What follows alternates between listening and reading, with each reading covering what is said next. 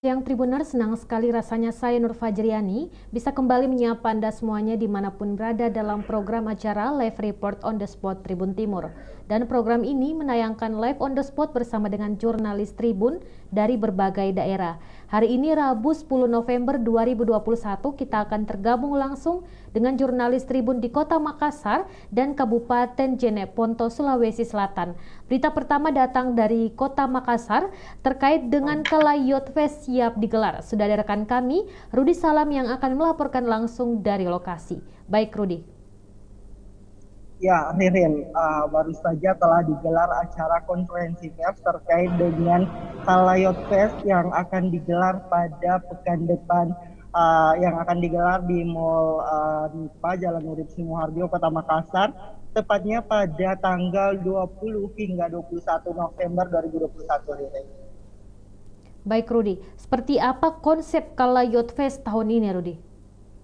Ya, Ririn dan Tribuners, memang Kala Youth Fest atau yang disingkat dengan KYF adalah sebuah ajang untuk mewadahi ide-ide kreatif anak muda di Kota Makassar. Nah, seperti yang saya katakan tadi, event ini akan berlangsung selama 2 hari, yakni pada tanggal 20 hingga 21 November 2021. Berbagai kegiatan menarik dan seru pastinya akan dihadirkan dalam event yang digelar di Mall NIPA Jalan Urip Sumoharjo ini. Nah, berbeda dengan tahun-tahun sebelumnya, Kala Youth Fest ini berkolaborasi dengan pemerintah Kota Makassar atau Pemkot, dalam hal ini Dinas Pemuda dan Olahraga, Ririn, dengan mengusung tema Connect and Level Up. Baik, Rudi, bagaimana penerapan protokol kesehatan yang akan dijalankan mengingat saat ini masih dalam kondisi pandemi COVID-19, Rudi? Ya, Ririn, memang ini penekanan penting atau titik penting dalam gelaran Kala Youth Fest kali ini. Memang dalam penerapannya, dalam menjalankan kegiatannya nanti tetap pastinya menjalankan protokol kesehatan, di mana kegiatan ini selama 2 hari akan diawasi ketat oleh tim Satgas COVID-19, baik itu dari Kala Group sendiri maupun dari pemerintah Kota Makassar. Kemudian peserta dalam gelaran ini juga dibatasi, yakni maksimum hanya dengan 1.500 orang saja selama 2 hari. Kemudian para peserta juga diwajibkan untuk memiliki aplikasi Peduli Lindungi. Kemudian tak cuma sampai di situ, ada juga peserta diwajibkan untuk melakukan swab antigen minimal H-1 sebelum kegiatan. Ririn dan Tribuners. Untuk item acaranya, Rodi, apa saja item acara dan siapa saja yang rencananya bakal hadir dalam festival kali ini, Rudi? Ya, berbagai item acara yang akan digelar selama 2 hari. Seperti diantaranya ada bincang santai ataupun talk show bersama dengan Wali Kota Makassar, Bapak Dani Pomanto. Kemudian ada juga narasumber lainnya, ada Solihin Yusuf Kala selaku Presiden Direktur Kala Group. Dan juga CEO Bukalapak maksud kami ada Rahmat Taimuddin. Kemudian ada juga workshop tentunya yang menghadirkan beberapa pembicara yang memang ahli di bidangnya. Sebut saja misalnya, Ririn, ada Ali dan Ratu Queen yang tahun ini dihadirkan dalam produksi yang baru saja memproduksi Palari Film, dari Palari Film maksud kami. Kemudian ada founder and CEO Privi, kemudian berbagai narasumber lainnya. Dan tak kalah penting pastinya, Tribuners dan penonton semuanya, ada juga konser musik yang pastinya menghadirkan band-band lokal, salah satu diantaranya ada 420. Nah, event yang digelar selama 2 hari ini pastinya gratis, namun dengan tetap protokol kesehatan. Nah, untuk lebih jelasnya berikut wawancara kami dengan Kepala Dinas Pemuda dan Olahraga Kota Makassar. Kalau alhamdulillah ketemu itu orang, jadi kita komplain aja, kenapa tidak kita lakukan bersama dengan Kala. Ada nanti kegiatan itu, ada talk show yang akan dihadiri dengan apa itu Pak? Ya, Pak Dhani langsung, alhamdulillah Pak Dhani. Insya Allah saya juga akan jadi pembicara di situ kegiatan pemudaan. Jadi kegiatan pemudaan memang ini juga kita rangkaikan dengan HUT Kota Makassar juga, salah satunya juga. Jadi insya Allah kita akan sinergi dengan Kala Group bahwa kegiatan kepemudaan itu penting kita lakukan, bahwa pemuda memang di Makassar ini sangat banyak, bahkan data nasional itu hampir 67% pemuda lebih banyak dibandingkan orang tua ya. Jadi perlu memang kegiatan pemuda itu lebih ada. Jadi saya harap juga teman-teman semua bisa membantu sehingga terselenggaraannya nanti acara ini lebih bagus lagi. Mungkin demikian dari saya. Ide dari teman-teman dari bidang kepemudaan bahwa bagaimana caranya kita membuat expo di space publik yang punya nama, yang saat ini memang mall yang lagi booming itu adalah Mall Dimpak.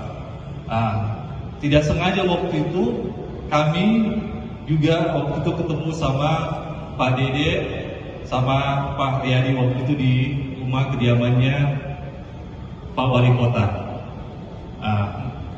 Kita bahas bagaimana caranya kita combine itu kegiatan itu. Akhirnya kita ketemu, alhamdulillah ketemu acara ini Makassar Youth Creative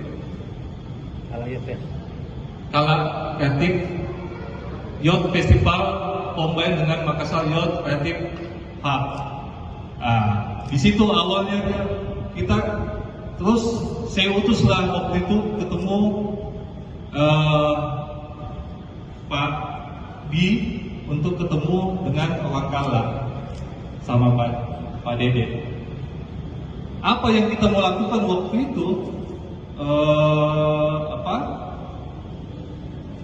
Mengarahkan acara offline, tapi tentunya dari wawancara singkat kami bersama dengan Kepala Dinas Pemuda dan Olahraga Kota Makassar, ada Bapak Agus Mubarak, di mana penekanannya bahwa acara ini merupakan wadah untuk mewadahi ide-ide kreatif anak muda di Kota Makassar, dan pastinya acara ini digelar secara 2 hari dari tanggal 20 hingga 21 November 2020 dan tentunya gratis pastinya, dan ada banyak promo-promo menarik yang disiapkan dalam gelaran yang digelar di Nipa Mall ini. Dan Tribuners, itu yang dapat saya laporkan, kembali ke studio. Kala Youth Fest siap digelar dan Rudi selamat kembali bertugas. Tribuners, selanjutnya ada laporan dari Kabupaten Jeneponto, Sulawesi Selatan setelah jeda berikut ini.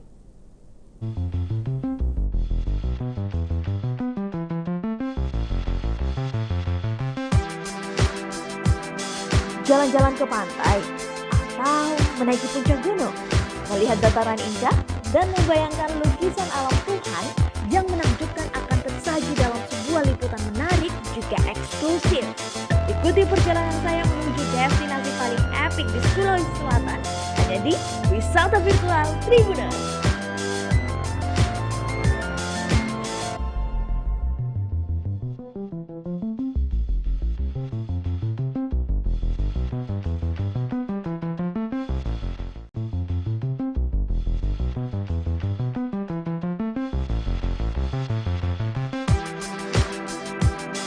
Jalan-jalan ke pantai atau menaiki puncak gunung, melihat dataran indah dan membayangkan lukisan alam Tuhan yang menakjubkan akan tersaji dalam sebuah liputan menarik juga eksklusif.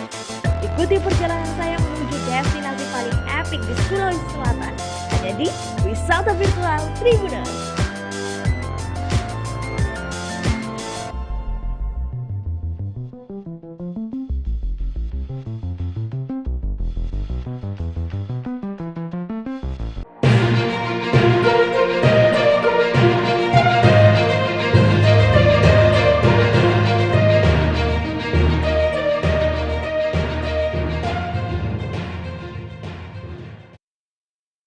Terima kasih Tribuners, masih bersama dengan live report on the spot Tribun Timur. Dan laporan selanjutnya datang dari Kabupaten Jeneponto. Sudah ada rekan kami Muhammad Rakib yang akan mengabarkan terkait dengan ibu hamil di Jeneponto sudah bisa divaksin. Baik Rakib. Ya, terima kasih Ririn di studio. Hari ini saya akan memberikan informasi bahwa di Jeneponto itu sudah bisa ibu hamil menjalani vaksinasi. Nah, di mana di Jeneponto ini bahwa baru pertama kali dilakukan oleh Puskesmas Togo-Togo. Nah, untuk lebih jelasnya lagi, alangkah lebih baiknya dijelaskan oleh Kepala Puskesmas Togo-Togo, Imran Rosadi. Seperti ini penjelasannya. Baik, selamat pagi Kepala Puskesmas Togo-Togo Jeneponto, Pak Imran Rosadi. Pak, apa kabar Pak? Ya, selamat siang. Baik Pak. Pak Imran Rosadi terkait dengan ibu hamil yang sudah dapat divaksinasi di Jeneponto Pak. Pertanyaan pertama itu sudah berapa ibu yang telah divaksinasi, ibu hamil divaksinasi di Kabupaten Jeneponto Pak? Untuk di Jeneponto sendiri itu belum ada ibu hamil yang divaksin. Terus kami fokuskan untuk di Kecamatan Bata sendiri untuk wilayah kerja Puskesmas Togo-Togo itu belum ada juga. Namun kita sudah melakukan pendekatan melalui kelas ibu hamil, memberikan penyuluhan tentang bagaimana fungsi daripada vaksin itu sendiri. Dan mereka mau, namun masih takut dengan banyaknya hoax yang ada di Jeneponto ini. Baik Pak. Jadi tapi sebenarnya antusias dari para ibu hamil tersebut sudah cukup baik menerima sosialisasi dari pihak puskesmas Pak? Sangat baik sekali, sangat merespon sekali. Jumlah ibu hamil kita ini di Puskesmas Togo-Togo di bulan November ini itu ada 101 orang. Itu sudah kita edukasi semua. Namun hari ini dengan momen Hari Kesehatan Nasional, kita melakukan pencanangan vaksinasi dengan duta vaksin ibu hamil sebanyak 20 orang. Sehingga ini kita buat percontohan kepada yang 101 orang ini. Demikian agar mereka ingin melakukan vaksinasi juga. Demikian. Baik. Pak Imran, tadi disampaikan bahwa ada 101 total ibu hamil di sekitar Puskesmas Togo-Togo Jeneponto Pak, dan sudah 20 orang telah divaksinasi. Selain dari 20 orang ibu hamil tadi yang telah melakukan vaksinasi pada hari ini, apakah sudah ada ibu hamil lainnya yang telah mendaftarkan diri untuk mengikuti vaksinasi Pak Imran? Sudah banyak mendaftarkan diri, dan besok itu kita rencana melakukan vaksin massal dan dilibatkan ibu hamil tersebut. Demikian. Baik. Pak, terakhir rencananya besok vaksinasi akan dimulai di mana Pak? Dan juga kira-kira total nantinya yang akan divaksinasi besok dan keesokan harinya lagi Pak, itu total ada berapa setiap harinya Pak? Iya, untuk laju vaksin Puskesmas Togo-Togo itu 250 per orang. Namun besok ini kita massal dengan target 500 orang dengan 2 titik di Kecamatan Batang. Demikian. Baik. Pak Imran dan juga Muhammad Rakib, terima kasih atas laporannya langsung dari Kabupaten Jeneponto terkait dengan ibu hamil di Jeneponto sudah bisa divaksin. Tribuners, laporan dari Muhammad Rakib tadi sekaligus mengakhiri perjumpaan kita pada hari ini dalam program acara Live Report on the Spot Tribun Timur. Saya Nur Fajriani Ririn undur diri dan sampai jumpa dalam program selanjutnya.